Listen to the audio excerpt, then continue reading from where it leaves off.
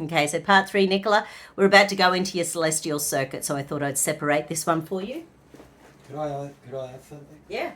Could we test it for breath work or yoga? Yeah, at the end. Yeah. It's just that I'm noticing the symptoms and I'm like, okay, let's...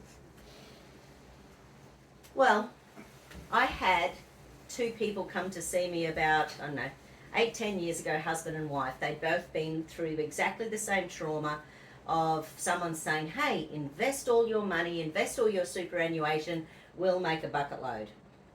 End result, 2 years later, they're living with his parents. So it did not work, and they lost all their superannuation, for retirement. Anyway, so he was someone who does Qigong every day. He has a really beautiful lifestyle workout. He was actually teaching Qigong. So he had a beautiful work-life balance. She was just going from job to job to job wherever she could collect money. They were not getting on top of their money. So when I muscle tested up when he needed to come back, because quite often with survival stuff, another pattern will reappear somewhere between 3 and 6 weeks later. And that's because we've got layers and layers and layers and layers and layers of this stuff in there. So he muscle tested up, and I can't remember, but it was like 8 to 12 weeks later that he muscle tested up needing a follow-up, whereas she, who had a bottle of wine every night to keep herself balanced, she needed to come back in like 2.5 weeks. So husband and wife that I saw, very similar, exactly the same trauma, but totally different what it actually muscle tested up. What was the difference? She drank and was stressed all the time. And he could integrate better. He was doing meditation and Qigong and had a really good lifestyle because his work was his passion, teaching that sort of cool stuff. Anything that uses the left and right hand, like arts, like martial arts, like yoga, they use the left and the right, they help integrate the left and the right brain.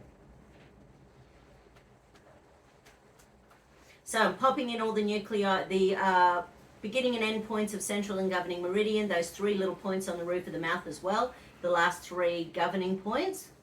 So I just did them on myself. And then we'll go see, so firstly we'll see whether that's first, second or third stage stress, and hold. And I know you've done some sessions with Kate. Don't worry about the fact that she'll probably have done this with you, because we've actually got a whole other circuitry online with the deep hidden survival patterns and stuff. So anything you've done with Kate has been awesome.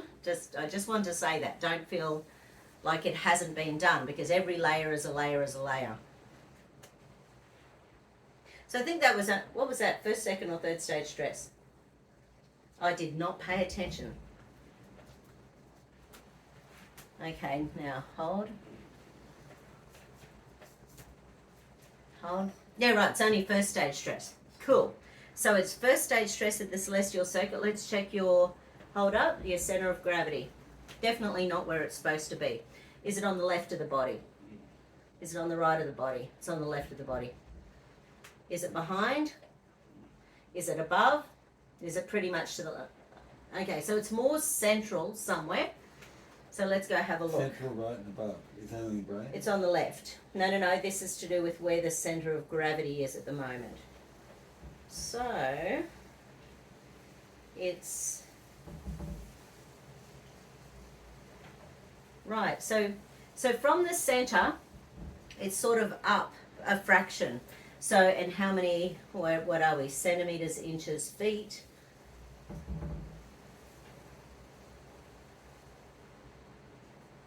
Yeah, right. So you're very right. So this is very much the logical side of the brain. So it's basically about here. So it's sort of like just over here. It's about 5 feet up and to the right. So that's that right hemisphere. It's very much in the thinking part of the aura.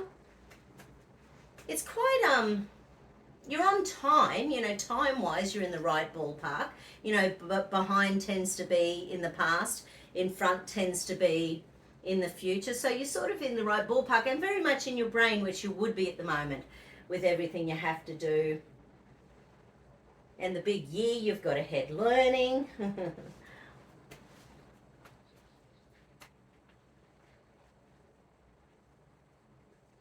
Okay, so, sorry, excuse my back. I'll come down over here. So I'm going to use the best technique firstly to balance these little guys. Bioenergetic reset.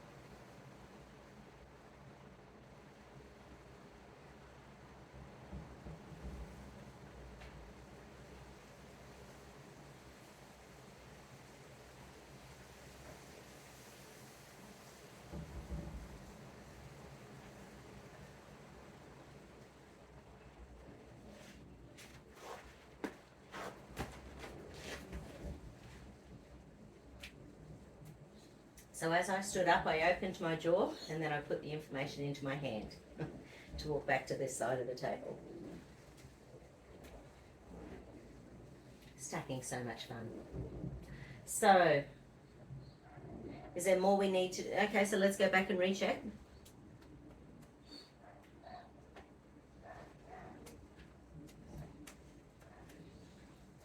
And again, hold. Hold, beautiful. So locks, unlocks, locks again as it should, because it was only first stage stress. Make sure your dantian is back in position, which it is. So your center of gravity, which is CV6, 2 bin below the belly button, is exactly where it should be now. Beautiful. Is there more we need to do on that celestial circuit? Oh, there is something. Even though it's balanced, we need a final something. Okay, what do we need? Okay, so we need another essence.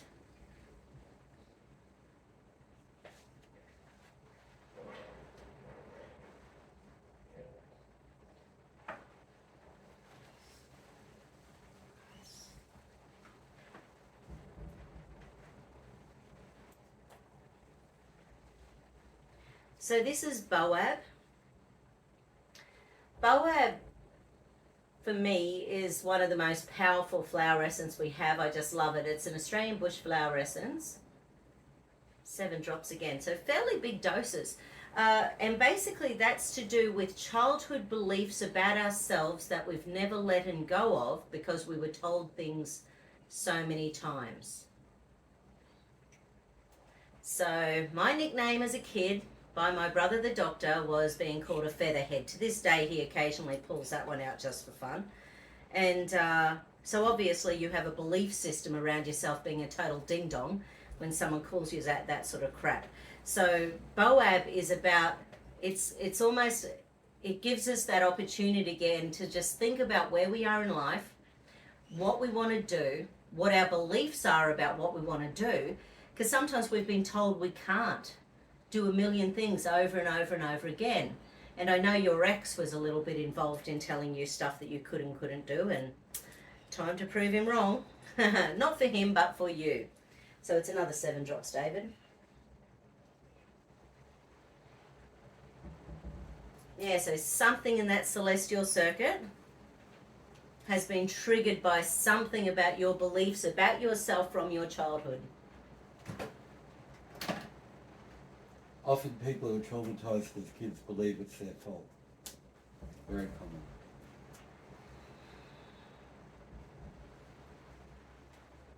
It is common.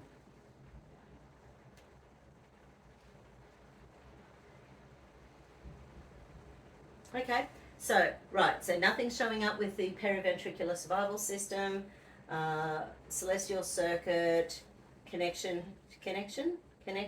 We might need to, okay, so is this going to help the integration? Yes, it is.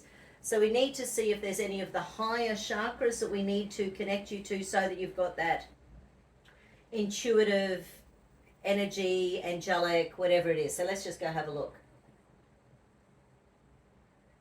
So the first 8 are all good.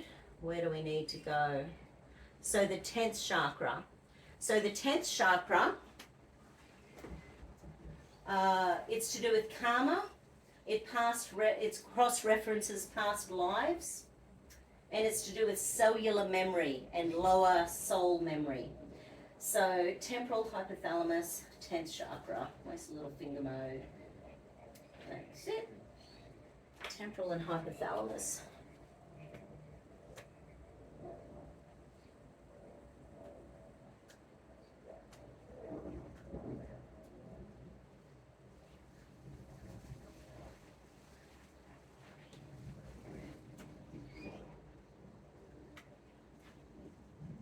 Okay, so let's see whether that's first, second, third layer of stress. Hold. Okay, so it's first or third because it's an unlock. Lengthen to strengthen. Hold. Okay, so it's third layer of stress. So, pain and punishment circuit. So we've got third stage stress in relation to the 10th chakra. So what happens with these chakras, and yeah, this is in the signature system, all of these connections. So it's that connection from Father, Son, higher self, down through our cranials, and then they come out through the chakras and they impact different glands and organs of the body. And once again, that's pain and punishment circuit in there again. I'm feeling quite breathy. Something lung-wise is going on.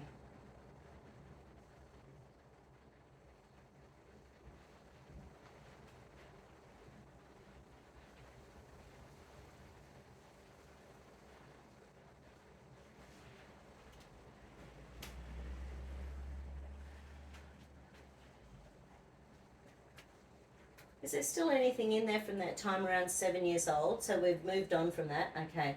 So the lung energy emotions that are showing up, false pride, feeling intolerant of false pride. So people who say stuff that you know isn't true, you're intolerant to it.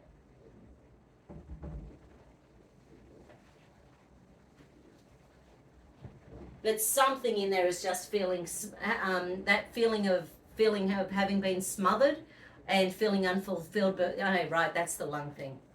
That's why I was feeling breathy, feeling smothered. You know, that sort of energy. Okay. So is this current? Is this conscious? Is this subconscious? So this is in the subconscious pathways. Okay. Cool.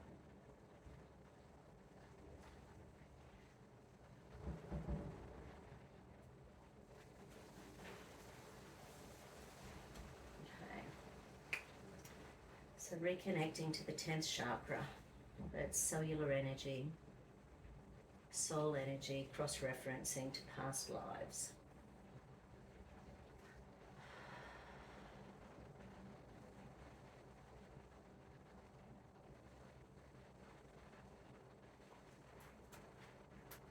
I'm choosing to enjoy my time on the planet.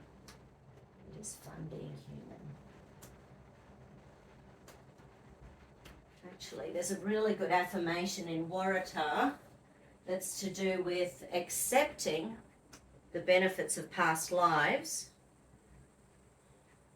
Because so many people see past lives as just negative.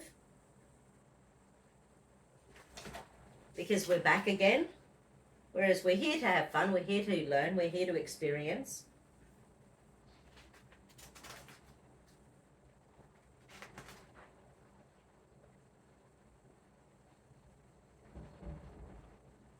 Actually, not the one I thought of, but one of them is showing up for you. I am now finding the courage and strength to face the challenges of life. And I know what you've been through lately, Nicola, so you know you can do this, but part of your brain is still holding on to a time when it wasn't so easy. And not that it's ever easy, but it's sort of like your brain is still stuck in that past where it's harder to get through. I am now finding the courage and strength to face the challenges of life.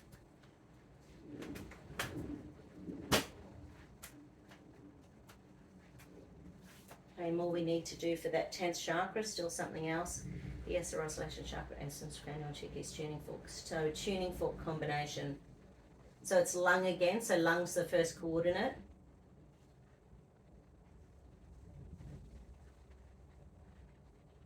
Lung, liver. Okay. Pause so we get the whole